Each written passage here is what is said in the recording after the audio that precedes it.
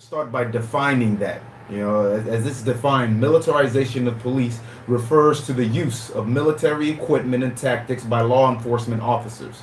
This includes the use of armored personnel carriers, assault rifles, machine guns, flashbang grenades, grenade launchers, sniper rifles, and the Special Weapons and Tactics Team, which is the SWAT team that Art briefed us on, was established in our Southern California's Los Angeles County. Where did this all begin from? Where did it start from?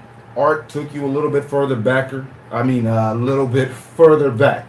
I'm going to start around the area of Nixon's time. So 14 years following Nixon's War on Drugs Act of 74, the transfer of extra weapons and gear from the military to local police began via the 1033 program, which was created by Congress in 1989 as a part of the National Defense Authorization Act under the George Herbert Bush administration. That was the beginning of this particular practice that is happening now, that we are discussing now as a conflicting subject amongst our communities. The growth, how did it grow to become what it is today? Like Art touched on briefly, I would like to touch on the Clinton years. A program that was originally intended to help with drug enforcement, quote unquote, war on drugs, was expanded to cover counterterrorism in 1996. According to NPR, which is the National Public Radio, since the 1990s, the program has resulted in the transfer of more than $5.4 billion worth of military gear. Now, that's an astounding number.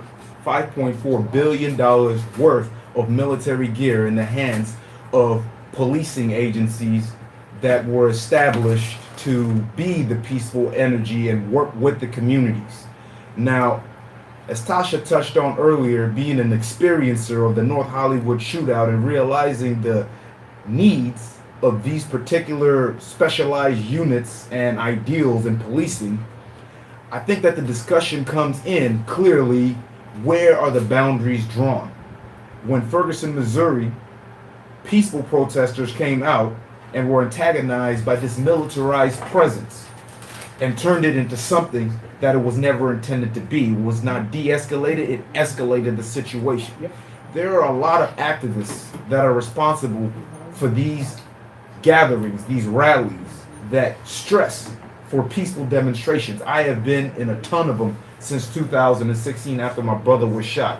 And I know and understand that there are emotions that are flaring high. And the last thing you want to see is the face and the representation of that which you feel deep down inside is oppressing you. It allows you the opportunity to be able to vex out that feeling that lies within you deep inside. And I think that is where this discussion sits into place.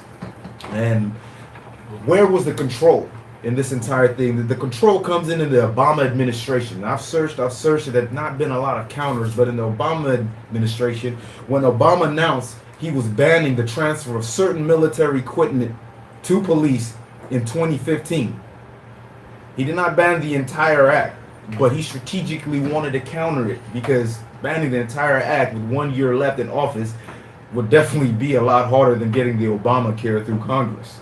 So he did what he could. And, quote, President Barack Obama, he said, "We have seen how militarized gear can sometimes give people a feeling like there's an occupying force, as opposed to a force that's part of the community, that's protecting them and serving them.